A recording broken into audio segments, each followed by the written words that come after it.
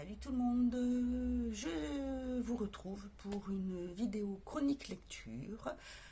Il s'agit de ces deux livres. Donc, nous avons un roman plus feel good et un suspense. Donc, si vous voulez voir un peu de quoi il s'agit, je vous laisse avec la suite.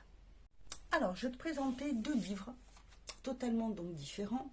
Nous avons celui-ci qui est plus feel good pour passer un bon moment et qui est voilà, facile à lire, rapide, et celui-ci qui est un suspense. Alors, je vais d'abord commencer par celui-ci. C'est le premier que j'ai lu.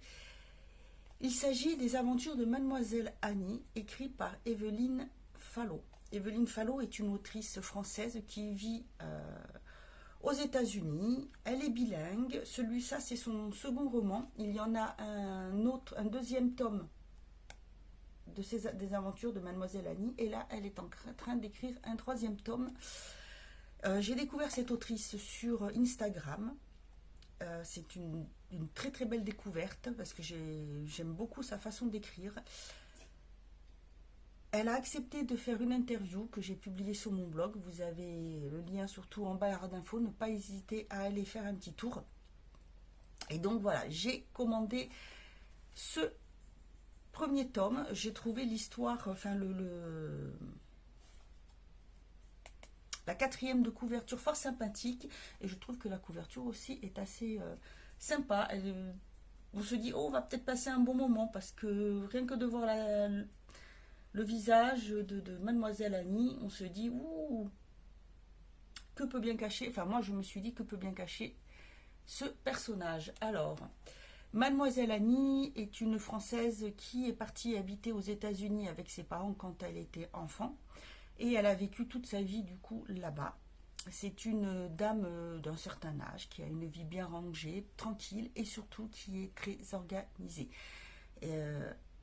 Pas d'imprévu, tout est carré, c'est-à-dire que, on va dire le lundi, il y a les courses, le mardi, c'est l'heure du thé à telle heure, le ménage à telle heure, le matin, tel jour, après, quand elle va se promener, c'est dans tel sens, c'est vraiment carré. Et un jour, elle va croiser Monsieur André. Monsieur André est un homme qui a fait sa carrière à Broadway. Il l'a mis en pause. Et il est récemment séparé, ce qui le met en pleine dépression. Un jour, alors qu'il a des travaux à faire dans son appartement, un ami à lui prête le sien car il part quelques temps en vacances. Et le voilà en train d'emménager dans l'immeuble où vit Mademoiselle Annie. Alors au début, il y a une première rencontre comme ça vite fait où ils se croisent. Voilà, Mademoiselle Annie le remarque, mais sans plus. Et ils vont faire plus ample connaissance tout simplement parce que un jour, Monsieur André va venir frapper à sa porte, tout simplement parce que quand il est parti sortir la poubelle, la porte a claqué et il n'avait pas les clés, donc il a besoin d'appeler un serrurier. Et c'est comme ça qu'il va rencontrer Mademoiselle Annie. Il va se rendre compte que c'est un personnage assez particulier dans le sens où dès le départ elle fait comprendre qu'elle a ses habitudes, qu'elle boit que du thé parce que c'est comme ça, que ces jours-là ça peut être du café, que voilà, enfin qu'elle a toutes ses habitudes. Bien. Et petit à petit, ils vont sympathiser et Monsieur André va amener à bouleverser les habitudes de Mademoiselle Annie. Mais cela va être pour elle vraiment un changement, mais pour son plus grand bien et pour son plaisir. Au fur et à mesure de l'histoire, elle va changer un petit peu ses habitudes et elle va arriver à être un petit peu plus spontanée pour certaines choses. Honnêtement, si vous voulez passer un bon moment, n'hésitez pas. Moi, j'ai vraiment eu l'impression de passer un moment avec une amie. Voilà, une amie qui me faisait découvrir sa vie à New York en me parlant un peu de son passé, ce qui a fait que c'est devenu une femme comme ça. Même Monsieur André qui lui est très spontané, qui est vraiment sans filtre quand il parle, c'est vraiment quelqu'un qui va bousculer la vie, mais tout en étant très attachant. C'est une petite comédie, voilà, légère, sympathique à lire, très très très agréable. Ensuite, dans un tout autre registre, il s'agit d'un suspense. Alors, là, il s'agit d'un livre de Lisa Jewell qui s'appelle « Ils sont chez nous ». Il a été publié aux éditions Hauteville. Voilà, alors, c'est une autrice qui écrit beaucoup de livres à suspense. Et là, il est dit une maison, deux familles, trois cadavres. Voilà. Donc déjà, je me suis dit, ouh, ça va être intéressant, moi j'aime bien le suspense. Et derrière, ne laissez pas entrer le loup dans la bergerie. Et nous avons, bon, il y a la quatrième de couverture, le petit résumé, mais après vous avez trois mini-chroniques, mini-avis, dont un de Claire McIntosh, qui doit être peut-être une autrice, qui dit « J'ai retenu mon souffle jusqu'à la dernière page ».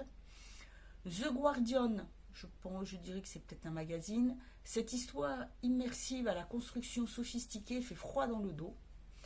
Et Sarah Pinborough qui dit une atmosphère aussi sombre que fascinante et un dénouement qui laisse sans voix, un tour de force. Alors, c'est vraiment un très très bon suspense. Alors, il faut suivre parce que ça commence l'histoire en 1968, n'importe quoi, c'est les...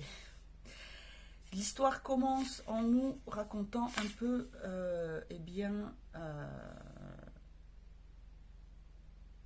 on va dire, ce qui va mener au déroulement de l'histoire. C'est-à-dire, alors, au départ, nous avons une jeune femme qui s'appelle Libby et qui reçoit un courrier d'un notaire pour lui annoncer un héritage. Elle savait que quand elle allait avoir 25 ans, elle allait hériter, car elle a toujours su que c'était une enfant abandonnée, mais elle n'en sait pas plus. Et là, avec cet héritage, elle va aller donc rencontrer le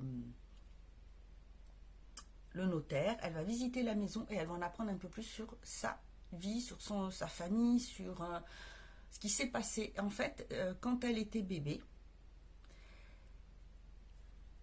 un jour, a été découvert dans la maison où elle vivait 3 cadavres, 2 hommes et une femme, et il y avait un bébé toujours en vie qui vivait, qui était dans son berceau, et c'était Libby. Donc à l'époque, bien sûr, elle ne s'appelait pas Libby, elle avait un autre prénom, et de là, elle va quand même vouloir savoir ce qui s'est passé dans cette maison, comment elle en est arrivée là, si elle avait de la famille, voilà.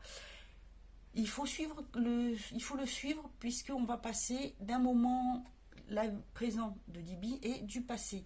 Le passé va être raconté par un membre de sa famille qui va raconter exactement le pourquoi du comment, ce qui est arrivé, ce qui s'est passé. Et en fait, on se retrouve plongé donc dans un univers où on découvre comment il est facile, quand on a beaucoup de persuasion,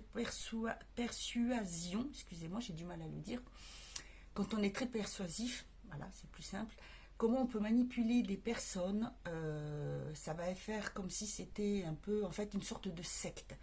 Une personne va rentrer dans la vie de ces gens et comme c'est un couple où la femme va être un peu plus fragile et l'homme aussi suite à des soucis de santé, eh bien tout va arriver à cause de cette personne qui va agir comme si c'était le gourou, comme si c'était le patron, comme s'il était membre d'une secte.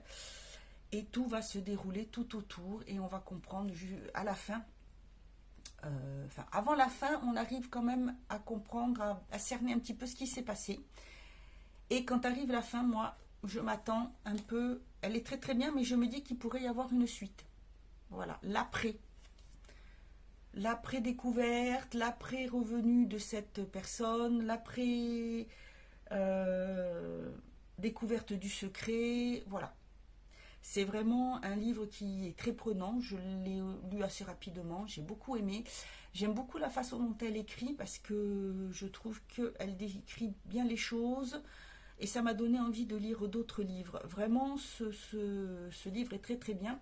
Je vais vous lire la 4e de couverture, puisque je vous en ai fait à peu près un résumé. Donc, 3 cadavres et un bébé abandonné. c'est la macabre découverte que fait la police dans une demeure de Chelsea. Faute de preuves, on privilégie la piste d'un suicide collectif et l'affaire est classée. Pourtant, avant l'arrivée des autres, la famille Lang coulait des jours heureux. Mais il est des invités qui ont tendance à s'éterniser et certains ne repartent jamais. Le jour de ses 25 ans, Libby hérite de la maison où elle a été retrouvée bébé. Bien décidée à percer le mystère de ses origines, la jeune femme mène l'enquête au 16 Shin Walk. Mais est-elle prête à découvrir l'effroyable secret qu'on lui cache depuis sa naissance? Elle ignore encore que quelqu'un, quelque part, donnerait cher pour la retrouver. Voilà. Donc si vous aimez les suspens, n'hésitez pas à le lire, à aller voir ce qu'écrit Lisa Jewell. Moi, je sais que je m'en prendrai un autre, puisqu'elle en a sorti un qui s'appelle Comme toi et qui a déjà conquis 5 millions de lecteurs. Donc, affaire à suivre, tout comme je prendrai le deuxième tome, et quand le troisième tome sortira, je le prendrai. Le deuxième, c'est à Broadway. Alors, c'est toujours Mademoiselle Annie et Monsieur André, mais ça se passe à Broadway. Et voilà, donc pour ces deux livres, j'espère que ces deux lectures vous ont plu. Si vous les connaissez ou si vous connaissez les autrices, n'hésitez pas à me le mettre en commentaire. Si vous en avez d'autres à me conseiller, n'hésitez pas non plus. N'hésitez pas à aller voir mon blog. Vous avez des conseils lecture, des interviews, des chroniques, des avis d'autres lecteurs, voilà, d'autres rubriques qui arrivent petit à petit. Bien écoutez, moi je vous dis à bientôt pour une autre vidéo. Et en attendant, prenez bien soin de vous et je vous souhaite de très belles et très bonnes lectures.